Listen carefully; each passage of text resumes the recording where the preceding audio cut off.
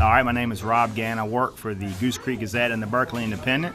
I'm sitting here today with Somerville Journal Scene sports writer Roger Lee. We're talking a little football. It's week 0. Football season's here. How do you feel about that, Roger? Excited. It's always good to see the football season kick off. We've got some great teams in our area again, so I'm looking forward to it. Have the fans been blowing up your phone, wanting to know what's going on? Not yet, but give them a few days. I'm sure they will after that first game. This week is week 0. Not everybody's playing, but there are a lot of good matchups. In my mind, the one game that sticks out to me is Cane Bay at Ashley Ridge. Certainly, both those teams should have good seasons. How do you feel about Ashley Ridge, since that's the team you cover? Yeah, I think Ashley Ridge is going to be similar to what we saw for them last year. A lot of people, they kind of quietly went, I think it was 10-2 or 9-2. Yeah. Only 2 losses the whole year. One was in the playoffs. They've got a lot of those players back, lost some key players, but they're excited down there. They've got some new coaches in there, and they've got some skilled players who are probably top notch as far as the state goes. Mm-hmm. We're looking, their quarterback is a little banged up, so not sure who's going to play that position yet, but looks like Russell Montgomery is probably going to be the go-to guy if he's healthy. Certainly in the Dorchester Jamboree this week, his backups did a good job. Matt Duncan, got some nice passes off to some of those top-notch receivers. They say he's good. I think it's going to be a good game.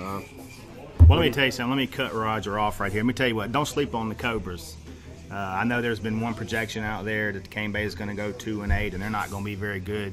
Let me tell you what. That's wrong. I believe that Cane Bay is going to be a very good football team, and they're going to show you what you got come Friday night. I really expect their offense to have a prolific season. They've got a tremendous quarterback, R.J. Roderick. They have a couple of key weapons. Chris Copeland is a running back, wide receiver. T.J. Johnson is a receiver. Dorian Bacon is a receiver. They have a lot of places they can go with the football, and the offensive line is kind of figuring it out. They went to the option last year. They're kind of a nasty bunch, and I really expect Cane Bay to have a very good football season, and it's going to start Friday night against the Ashley Ridge Foxes. Well, it's not the only game we have going on. I know from the Berkeley County side of things, we have Hanahan is hosting a new school, May River. I believe Berkeley. That's actually a big game too. Coach Robinson is heading back to his old school. The new guy that the Stags hired. He's got him fired up out there, and just kind of the way it works out, he's got to go back to his old school, Daniel High School.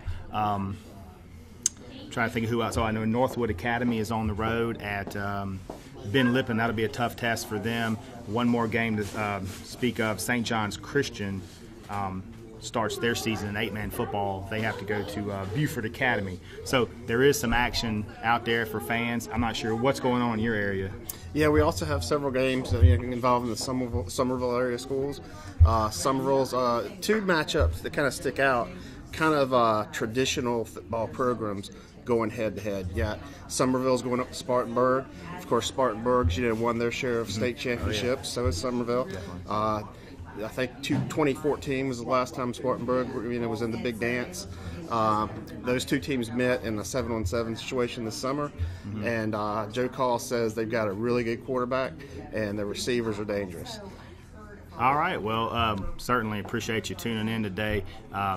Guys, get out to the football fields this weekend because there's a lot of games. It's the first game of the year for a lot of teams, and excitement is really high. So get out to those stadiums and watch those football games. Also, don't want to miss other games in the area. Don't want to leave anybody out. Okay. We've got Pinewood is taking on Coastal, which is the new private school in Mount Pleasant. All right. I heard they had a great fan base at Stratoma, so that'll be interesting to see those 2 schools. That's at Pinewood.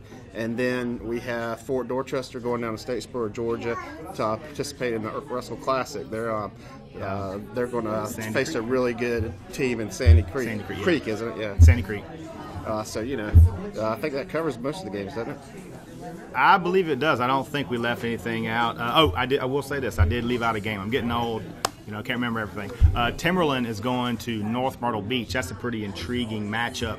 And if you don't know anything about North Myrtle Beach, let me tell you this. If you've seen the movie Remember the Titans, well, North Myrtle Beach's quarterback is a kid named Ronnie Bass. His father was on the team that was featured in the movie Remember the Titans. He was the guy went by the name Sunshine. He played football at the University of South Carolina. So that's intriguing to see what they can do.